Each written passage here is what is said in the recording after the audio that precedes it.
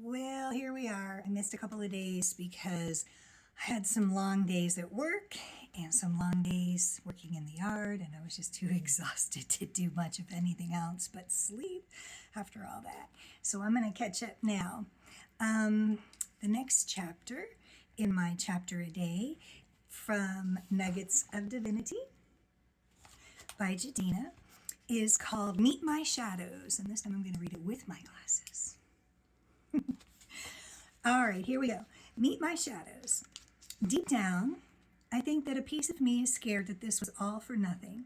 Like the universe laid me back and ever so gracefully opened up my mouth only to pour in a sip, a small singular taste of divinity before taking away the sweet drink once and for all. That, I believe, is my biggest fear, only ever tasting my potential, my power. Only a sliver of what I am capable of achieving being held in my grasp. I fear that once that sweet drink slowly travels down my throat, I will not be able to savor the taste long enough before it's gone forever. I fear that the universe will toy with my heart, and I hate even admitting that. I do not want to feel this way. Perhaps it is because it's all I've ever known, a minuscule taste of the love this life apparently has to offer.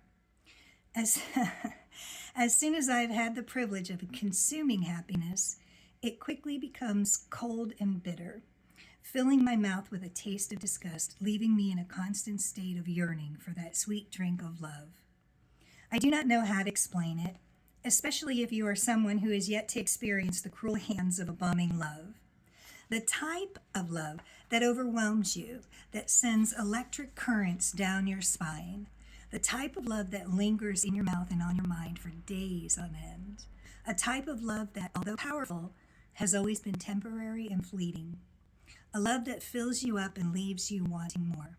A love that you had always known would soon disappear, never meant to last. How cruel to be kissed by the fleeting lips of love.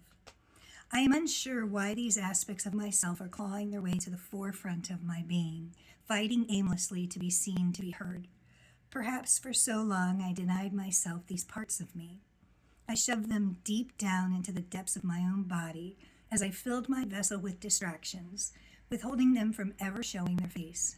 But now it is inescapable. Now they fight, they claw, forcefully tearing me apart from the inside. I have no choice but to sit with them in their fierce rage and beauty.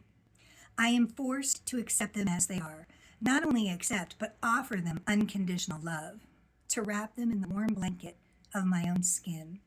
Maybe they are not so bad after all. Maybe these parts of me were just victims of the cruel hands of this world, of love, or of the lack thereof that I once had the pleasure of knowing.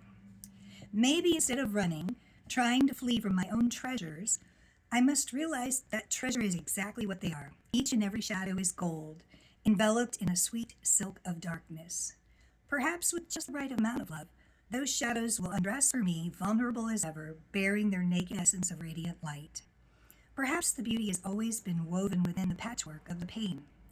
Perhaps I have been the seamstress all along, sewing my own despair as I found myself running from it, and simultaneously running toward it.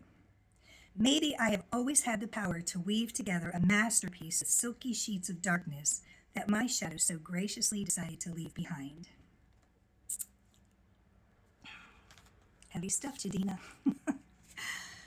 Oh, wow. Meet my shadows. All right. See you tomorrow.